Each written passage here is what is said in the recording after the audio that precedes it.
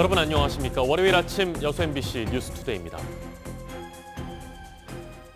40여 년간 소나무 숲이 우거졌던 여수 낭도 뒷산 한편이 민둥산이 됐습니다.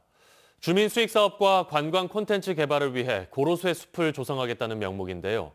일부 주민들은 미관 저해와 산사태 등을 우려하고 있습니다. 강서영 기자입니다. 연륙 연도교 개통으로 접근성이 좋아진 여수 화정면 낭도. 그런데 마을 뒷산 한편이 민둥산이 돼버렸습니다. 보시는 것처럼 수령 40년 된 소나무들이 밑동만 남긴 채 잘려 있습니다. 다른 한편에는 벌채된 소나무들이 아직 정리되지 못한 채 널브러져 있습니다. 여수시와 사업자 측이 고로쇠 숲을 조성하는 과정에서 산림을 전부 베어버린 겁니다.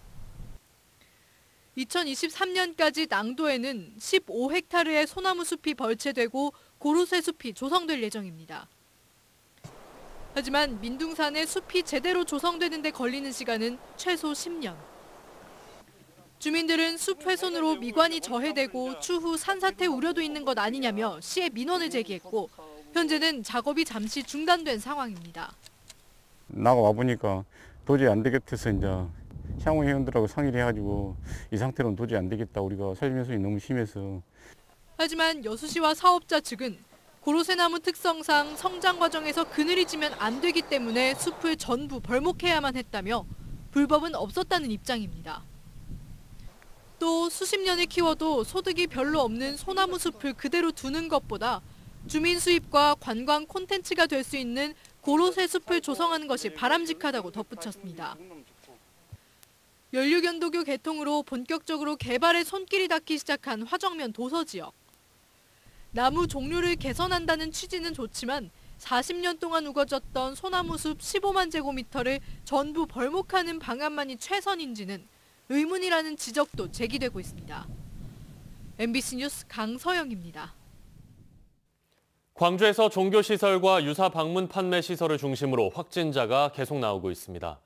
광주시가 이 시설들을 대상으로 타 지역 종교시설과의 교류를 금지하고 다단계 시설의 집합 역시 금지하는 등 강화된 행정명령을 내렸습니다. 김철원 기자입니다. 소금과 마스크 등 건강 물품을 판매하는 업체입니다. 지난 금요일 첫 확진자가 나온 이래 지금까지 14명이 코로나에 걸린 것으로 나타났습니다. 광주 843번째 확진자가 이 사무실을 빌려 소모임을 가졌고 이후 광주시 매월동 사무실과 계림동 카페 등지에서 디지털 복권 설명회 등 5차례의 모임을 갖는 동안 참석자들 가족이 또다시 감염됐습니다. 방명록이 있었지만 참석자 명단이 꼼꼼하게 기록돼 있지 않아 방역당국이 애를 먹고 있습니다. 이 사무실에 여러 차례 모임이 있었는데 방명록 작성이 좀 명확하지가 않고 또 CCTV가 없습니다. 그래서 저희들이 재난문자를 통해서 혹시 BH코리아 사무실을 방문하신 분들은 검사를 받도록 문자를 보낸 바 있습니다. 금요일 9명, 토요일 14명, 일요일 12명 등 좀처럼 확진자가 줄지 않자 광주시는 종교시설과 방문 판매업체, 사회복지시설을 대상으로 강화된 행정명령을 내렸습니다. 종교시설의 경우 타 지역과의 교류와 초청 행사를 금지했고 노인과 정신요양시설 환자들의 면회 금지, 사회복지시설 종사자들의 경우 타 시설의 방문을 금지했고 방문 판매업소의 영업 제한과 유사 방문 판매업소의 집합을 금지했습니다. 이번 연말연시는 모임과 외출이 없고 방역수칙 위반 없고 그리하여 확진자 없는 산무 광주 만들기에 적극 동참해 주십시오. 정부가 사회적 거리두기 3단계 격상을 검토하고 있는 가운데 이번 주 성탄절 연휴가 들어있어 코로나 확산의 최대 고비가 될 전망입니다. MBC 뉴스 김철원입니다. 전라남도도 요양원, 장애인 복지시설 등 사회복지시설을 대상으로 코호트 수준의 격리가 이루어지도록 행정명령을 발동했습니다. 방역당국은 울산과 김제의 요양병원 등에서 코로나19 집단 감염이 발생해 사회복지시설 1,700여 곳과 요양병원 88곳에 행정명령을 통해 외부인 출입 금지 등의 조치를 내렸습니다.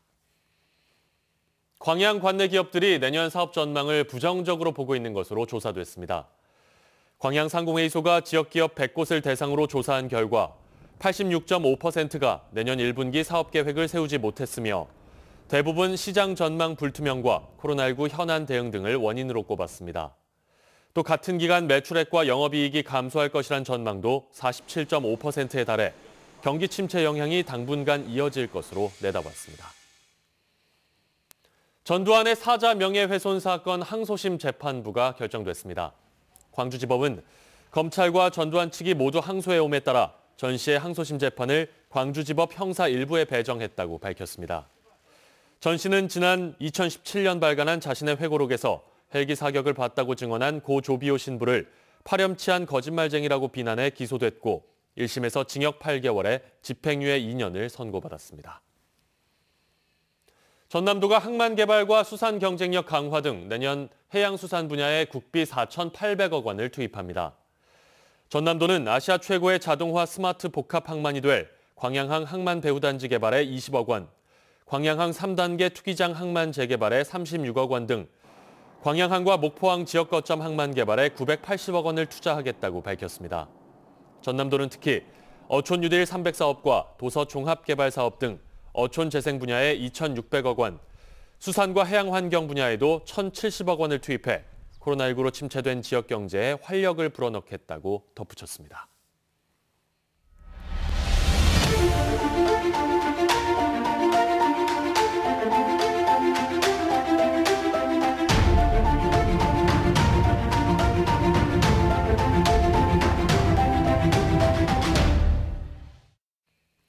목포 근대역사문화공간에서 근대 건축 자산들이 대거 확인됐습니다. 목포시는 새로 확인된 건축 자산을 활용해 근대 역사문화공간을 새롭게 관광 자원으로 만들어갈 계획입니다. 박영훈 기자가 취재했습니다. 대한제국이 근대 도시로 철저한 계획 아래 개항한 목포. 매립 지형과 격자형 도로 골격이 갖춰졌습니다. 도로를 따라 건축물이 앞뒤로 들어선 특징은 성장기 개발에서 소외된 탓에 모습을 유지했고 지금은 색다른 느낌을 전해주고 있습니다.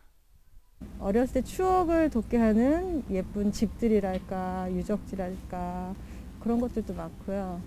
목포 처음 왔는데 좀 신선하고 좋은 것 같아요. 공기도 좋고. 목포시는 1년여의 용역 조사 결과 145동의 근대 건축 자산을 찾아냈습니다. 개항 이전 옛길인 무안가도와 목포진 입구, 부장교 터도 발굴했습니다. 가치에 따라 상중하로 분류한 목포시는 이 건축 자산을 토대로 근대 역사 공간을 새롭게 단장합니다. 부서별 사업을 연계하고 목포진 원형복원, 국도 1, 2호선 스토리보드, 가칭 트로트와 모자박물관, 시계탑 설치 등 크고 작은 이야기를 거리에 담습니다. 이 거리를 잇는 3시간에서 6시간짜리 탐방 프로그램을 내놓을 예정입니다. 이 100년 된 지붕 없는 박물관, 근대 역사문화 공간을 정말 가장 목포다운 목포의 특성을 살린 그런 공간으로 이제 조성해 나갈 겁니다. 목포시는 이달 안으로 문화재청의 최종 자문을 거쳐 확정되면 내년부터 5년간 500억 원을 들여 근대 역사문화공간 정비 사업을 진행합니다. MBC 뉴스 박영훈입니다.